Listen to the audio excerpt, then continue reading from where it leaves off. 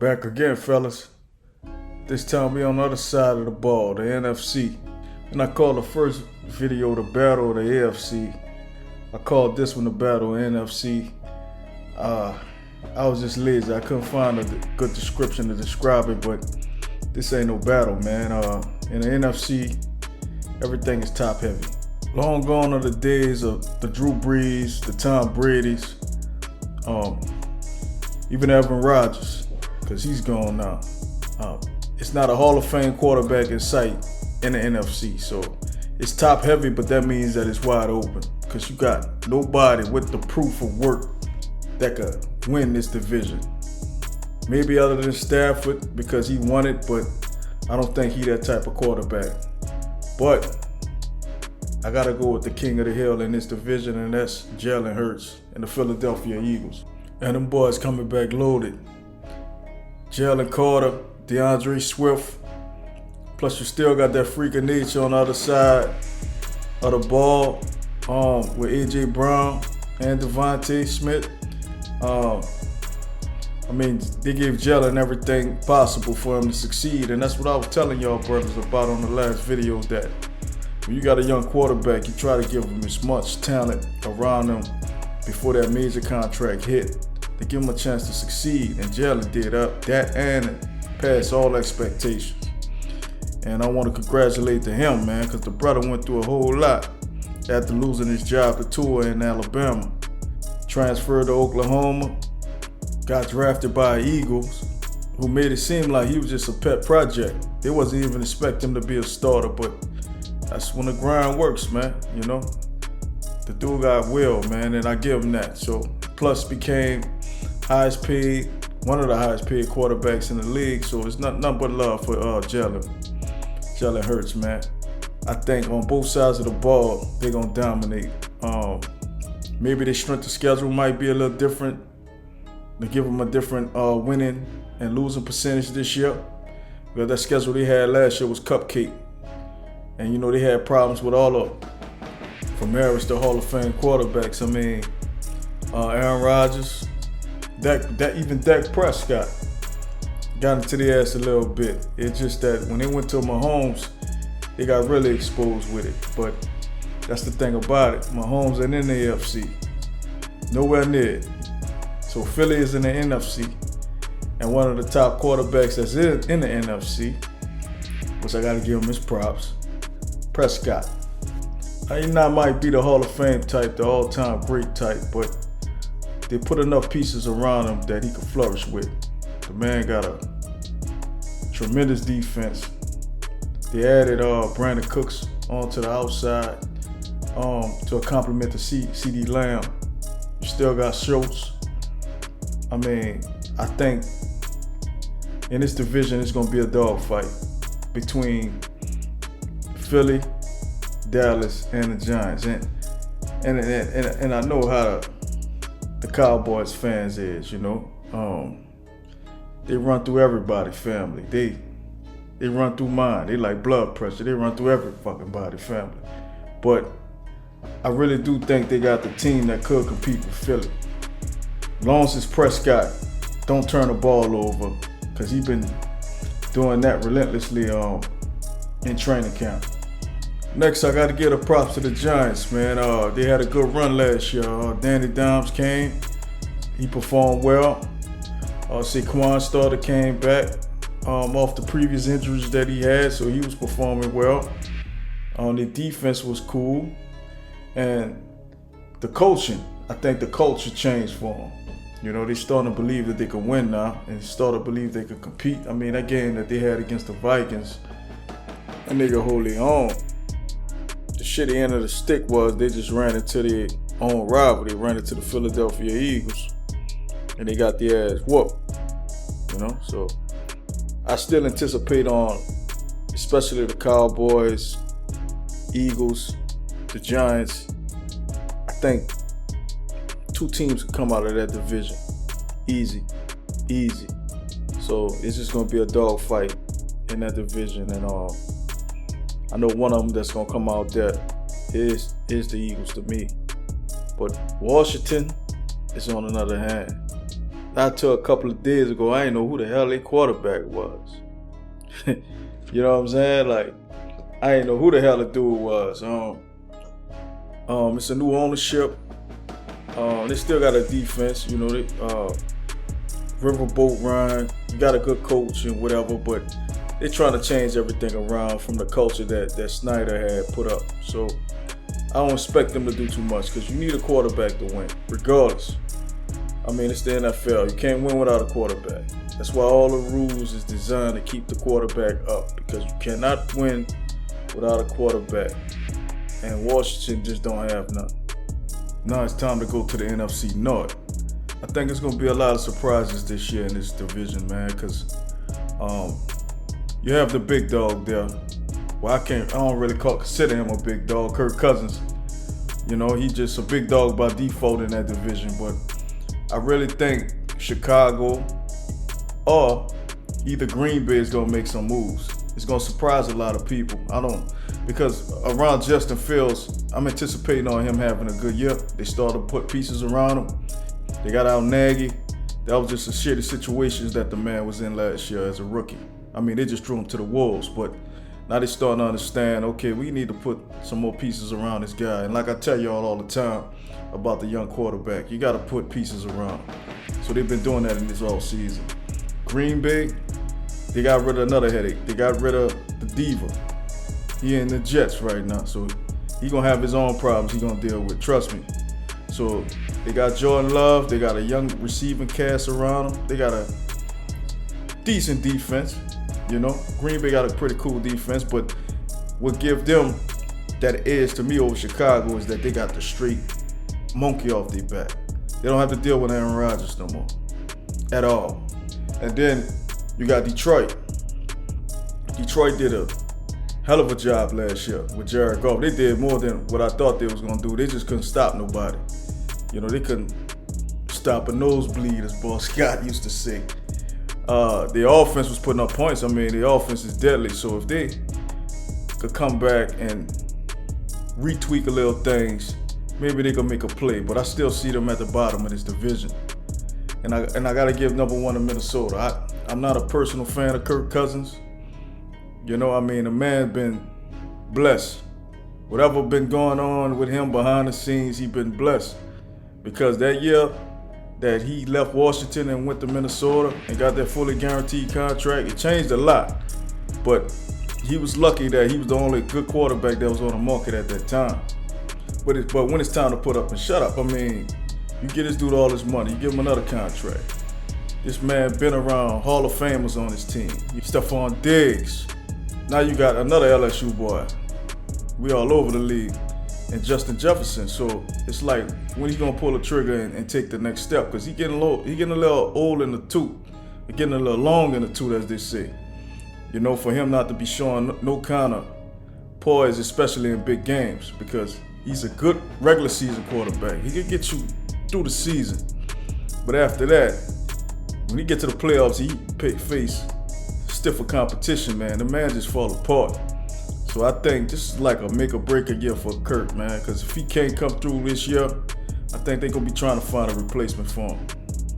Now let's get to the NFC West, which I think is way weaker than it usually is. And that's off the strength of quarterback play. I mean, you got Kyler Murray, but he coming off a torn ACL. You don't know how effective he going to be. Then they're saying he's like a diva, but what other kind of weapons that you could put around Kyler? Not much going on for the guy over there. You know, and he one of those miniature quarterbacks that I warned a lot of people about, and I talk about it. I'm going to talk about another quarterback that's miniature later, that I just don't think they built for the game like that. You know, you got to have a good offensive line for those type of quarterbacks going. And even with that, man, with his mental state, I don't think he the type to take over a game as far as leadership goes. Like, the whole locker room don't buy into him. And that could be detrimental to you down the stretch, man, because your team got to be all hands on deck with their quarterback. You got to know that they're going to willing to die for him. And that's the only way they're going to ride for him. Then I give out to St. Louis Rams. I mean, they bought that championship. They put all the cards in the middle of the table. They roll the dice. They got Stafford. They got Ramsey. I mean, they did what they were supposed to do, but Will it hurt him on the back end? I think it's going to hurt him on the back end.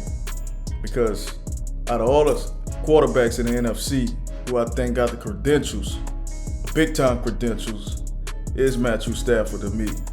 And that's no knock against Jalen, but the man won a Super Bowl, so I got to give him his props with that. But I just think his arm is shot. I don't think he can recover from that. I think they're going to have a tough time this season. You lost Jalen Ramsey to Miami. Donald is pretty much was damn near about to retire. But I guess it was a money play because he got his contract, which was well deserved. You lost Wagner. You lost Miller. So it's like your expectations is real low for this team. I really think they're in a rebuilding mode right now. And I'm pretty sure that even Sean McVay thinking like, this might be my last hoorah with this team. But we'll see. Then it goes on to Seattle. Geno did good last year. He did better than what everybody thought he was going to do. You know, Geno played, he played better than what Russell played. Way better than what Russell played in Denver. He benefited a little bit. He had a weaker schedule. But he still got a big dog over there in DJ Metcalf, Tyler Lockett. Still got a cooler coach. You know, he a respectable coach, even though I don't like how he did Reggie Bush and USC. He just hauled ass after all them allegations, but that's neither here or there. That's another video. But I think it'll be interesting to see if Seattle can make some noise again, and to show that there wasn't no fluke last year. But we'll see about that. And then I think the best team in this division is still the 49ers. Still think San Francisco, the 49ers, the best team by far in this division. And that's off the strength of their defense. I mean, their defense been, top 5 for the last 4-5 years? I mean, even when they went against Mahomes in the Super Bowl, that defense was ranked 1 or 2. So they've been consistent, man. They've been consistent. The only thing that hasn't been consistent for them is the quarterback play. And I think something's going to play out with that. I mean, you got the offensive weapons. You got Kyle Shanahan's scheme and whatnot. But it's going to come down to the quarterback whether they can make a play. I mean, Purdy, what they call him, Brady 2.0. We're going to see if he 2.0. It is going to be your second damn time on the field to see what you're about. More teams got more footage on you now. They know your tendencies. They know your weaknesses. They know he could get a little touched up a little bit. You know, so I think Kyle gonna have to protect him, which he always do protect his quarterbacks. You know what I'm saying? But it might be a situation where they don't have to put Trey Lance in there to see what they got. Because to me, I think Brady a fluke, man. I don't think he the long-term play. It's just that the team around him, they build it around his strengths. But when you go up against the upper echelons type of teams in the NFC, man, you're gonna have to play up outside of that. They're gonna force him to play up outside of that. Next is my NFC South, my home team. It's wide open. And the best quarterback in this division is Derek Carr. Well, the most competent quarterback in this division is Derek Carr. You know, because Bryce Young, he's still a rookie. You know, expectations ain't through the roof with him, but not as far as, you know, competing for a championship or whatnot. But to get to the playoffs, you know, your first round draft pick, if he could get there, he could get there. But the weakest team in this league is, in this division, is Tampa Bay. When Tom Brady came, he changed everything for them. And when he left, he destroyed everything for them. You know, they couldn't get right with quarterback play. You got Baker Mayfield. Baker Mayfield can't even hold a candle next to Tom Brady. When number 2, you lose the greatest quarterback of all time, man, it's gonna take you some years to recover. You know, you got Ty Bowles still there. He's still working the defense, but defense don't put up points, and that defense is starting to get a little old in the tooth itself. You know, a lot of those players' primes was like 2-3 years ago, and that's when they had Brady. So right now, do they have the motivation to compete in this division? Yeah, they do. They football players. They earn a check just like everybody else. But like I said, if you don't have no quarterback, you can't do nothing. And if you consider Baker Mayfield a quarterback, so be it. So that brings me to Atlanta. I'm kind of scared of Atlanta because, you know, Atlanta always been like a rival to the Saints or whatnot, but they don't have no quarterback either. They playing with house money, but they got a lot of weapons, and that's the scary thing. I think this the team that's playing with house money because they so young. You know, they don't have nothing to lose, and I think that could be dangerous when you play those type of teams, because when you think you got them on the ropes, they just slip underneath that. So I'm looking forward for a few surprises with Atlanta. I mean, don't be surprised, man. They get a couple of unexpected wins throughout the year. Then this take me to Carolina. Out of the upside of all the quarterbacks in this division, Bryce Young got the higher upside, but I'm still concerned, man. I don't think, and it's no knock against the brother at all, but I don't think he built, it's like Kyler Murray type of situation. I don't think he built to last a complete season in the NFL. I mean, we seen that last year where rookies, Justin Fields was running for his life. He ain't had no offensive line. And so far, that offensive line around Bryce Young, man, if you can't keep this dude up, you can't protect this dude. Every time he get hit, I don't care if it's a small little push, bump, whatever, it's going to accumulate on him because he ain't no big dude at all. I had the privilege to watch the great Drew Brees, but Drew always had a line when he was down here. Sean always made sure that offensive line was solid, and Drew a different type of quarterback also, but he had to get throwing lanes at different things because of the offensive lineman decides Bryce could do the same thing too. He has that kind of ability, but the only difference is you don't got no all 5 4-star recruits on your offensive line no more. Everybody is everybody in the NFL. It's man on man, so you're going to have to adjust to that. And I don't think the cat can hold up through the whole year, man. To me, if I was in management, I'd take my time with him. They got Andy Dalton. I mean, just break him in smoothly, man. He a number 1 draft pick. You want to protect your asset. And it's bring me to the New Orleans Saints. On this channel, fellas, I'm gonna keep it straight with y'all, man. I'm not a biased type, no matter if I'm a fan of somebody or not. I always give props when props is due. But me personally, I'm not the biggest fan of Derek Carr. He's not a big game quarterback to me. I mean, he can look good, he can stat pad, all he want. But all this shows that when it comes down to the big game, you can't get it done. You just can't get it done, no matter the elite amount of weapons that you have around you. I mean, this man had Devontae, this man had Wilder, Josh Jacobs in the backfield. I mean, the sky's the limit with this guy when he was in Vegas. Compete on that next level. And I think this division is wide open for him to do that. But could he compete with the boys at the top? Like I said, it's top heavy. NFC is like a bitch with big titties. It's top heavy. So could he compete with the big dogs? We'll see.